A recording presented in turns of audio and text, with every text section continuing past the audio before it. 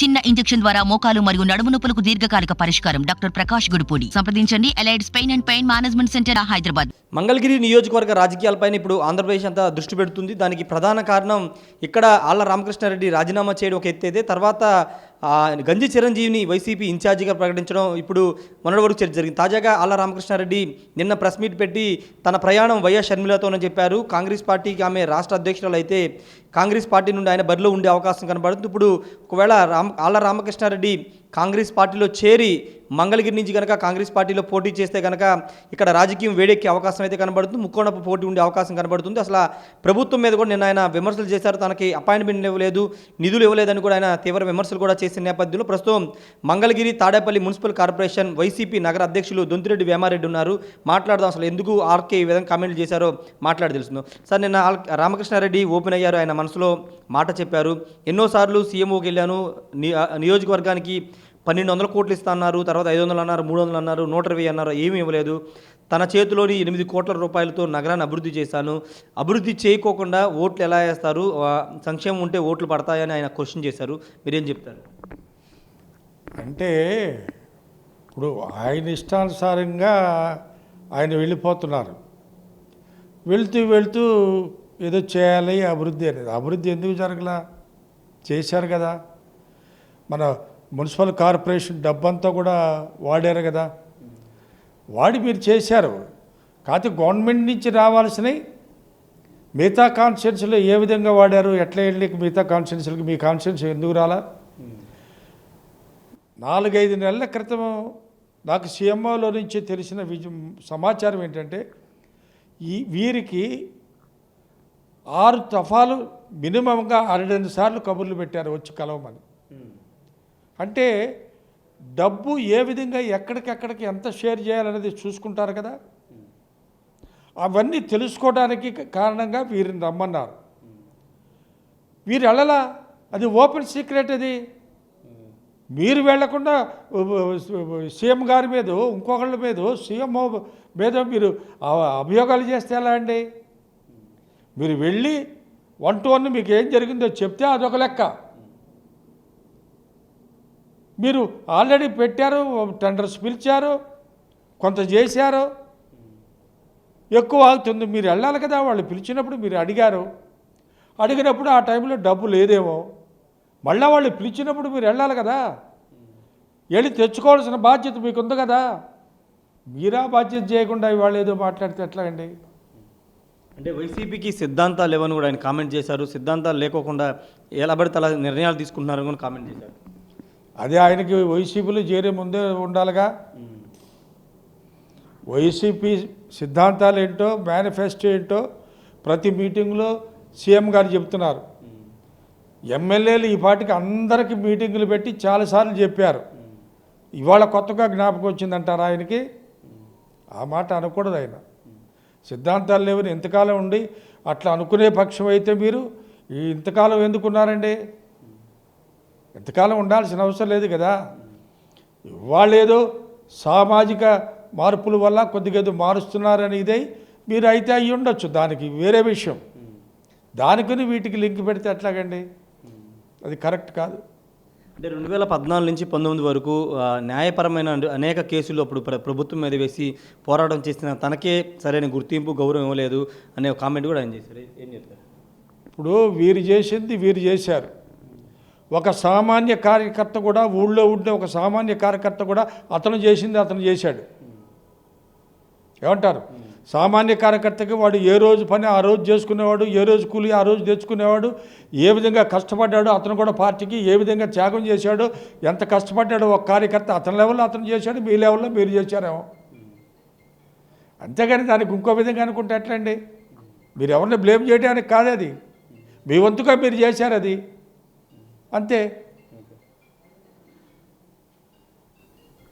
ఇప్పుడు ఆయన కాంగ్రెస్ పార్టీకి వైపు వెళ్తా అంటున్నారు. షర్మిల కాంగ్రెస్ పార్టీ రాష్ట్ర అధ్యక్షురాలుగా అవుతుందనే ప్రచారం జరుగుతున్న నేపథ్యంలో షర్మిల వెంటే తాను వెళ్తానని చెప్తున్నారు.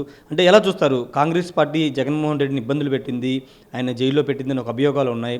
ఆయన సీఎం కాకుండా అప్పుడు అడ్డుకున్నాను, అంటే కాంగ్రెస్ పార్టీ మీద పోరాటం చేసి బయటకు వచ్చి ఆయన సొంతంగా పార్టీ పెట్టుకున్నారు. ఇప్పుడు అదే కాంగ్రెస్ పార్టీకి మళ్ళీ ఆళ్ల రామకృష్ణారెడ్డి వెళ్తా అంటున్నారు. ఎలా చూస్తారు? అది ఆయన ఇష్టం అనుకోండి. ఏ పార్టీలోకి వెళ్తారు ఏం చేస్తారు అనేది ఆయన ఇష్టం కదా, ఆయన వ్యక్తిగతం కదా, దానికి మాట్లాడడానికి మనం ఎవరం. కాకపోతే ఇంకెంతవరకు షర్మిలమ్మ గారు ఎక్కడ ఏది క్లారిటీ ఇవ్వలా, ఎవరికేం చెప్పలా. తర్వాత ఏమవుద్దో మనకు తెలియదు, వాళ్ళ ఇష్టం, అది అతని ఇష్టం. గంజి చిరంజీవి చేరిక గురించి ఇన్ఛార్జ్ గురించి తనకు ఇంటిమేషన్ కూడా ఇవ్వలేదని ఒక మాట కూడా ఆయన అన్నారు. ఎట్లా ఇస్తారు బాబు, మీకు ఇందాక చెప్తున్నారు కదా, వీరిని ఎన్నిసార్లు పిలిచినా రారు ఆయన. గత కొన్ని నెలల నుంచి ఆయన ఎందుకో అలక వహించాడు సీఎం మీద. ఇంకా ఏం చేస్తారండి వాళ్ళు, ఏం చేయగలరు? ఒకానొక టైంలో ఈయన అన్నారుగా, 14 ఎలక్షన్లో అన్నారు బీసీ సామాజిక వర్గానికి ఇద్దామని. 19 అన్నారుగా, 19 కూడా చెప్పారుగా. ఇవాళ కొత్తగా చెప్పేది ఏంటి ఆయన? తప్పది. ఎందుకంటే సామాజిక వర్గాన్ని మార్చబోతున్నాం అనేది 14లో అనుకున్నాం, 19లో కూడా ఈయన నోటితో చెప్పారు ఈయన రామకృష్ణారెడ్డి గారు. ఇవాళ నువ్వు కిరుకు వహించడంలో అర్థం లేదు. సార్ ఇంకొకటి, రాజధాని రైతులకి ఆయన కోర్టులో కేసులు కానీ లేకపోతే రాజధానికి వ్యతిరేకంగా ఆయన పోరాడారు, రైతుల భూములు బలవంతంగా రాకుంటున్నాను పోరాడారు. ఈరోజు ఒకవేళ కాంగ్రెస్ పార్టీలోకి వెళితే రైతులకు మద్దతు ఇవ్వాలా వద్దా అనేది కాంగ్రెస్ పార్టీలో చేరిన తర్వాత, షర్మిల వెంట వెళ్ళిన తర్వాత తన నిర్ణయం ఉంటుందని చెప్పారు. ఒకవేళ ఆయన కాంగ్రెస్ పార్టీలోకి వెళితే రాజధాని రైతులు మద్దతు ఇచ్చే అవకాశం ఉందంటున్నారు, ఏం చెప్తారు? రాజధాని రైతులకు మద్దతు ఉంది. మేము మాత్రం ఆ సీఎం గారు మాత్రం ఆయనకి రాజధాని రైతులకి ఎవరికి ఏమి ఇవ్వకుండా ఉన్నారు అంటే ప్రతి సంవత్సరం వాళ్ళకి వెళ్తూనే ఉన్నాయి. ఉద్యమం అంటే ఇప్పుడు రాజధానిలో ఎక్కడ పెట్టాలి ఏంటి అనేది రాష్ట్ర ప్రభుత్వం నిర్ణయం సార్. ఇవాళ రాష్ట్ర ప్రభుత్వం అనుకుంటుంది పలానా చోట కూడా మొత్తం 3 రీజన్స్ కూడా మనకి ఈక్వల్గా ఉండాలి, 3 రీజన్స్ కూడా ఈక్వల్గా పెడదామని అనుకుంటున్నారు. Things are in the court. ఇప్పుడు కోర్టులో ఉన్నాయి అవన్నీ. ఇప్పుడు ఏం చెప్పినా ఎవరు చెప్పినా దాని గురించి కామెంట్ ఏమి లేదు. కాకుంటే ఇక్కడ కొంత అభివృద్ధి అనేది అంచెలంచెలుగా జరుగుద్ది. అభివృద్ధి అనేది ఒక్కసారిగా జరగదు కదా.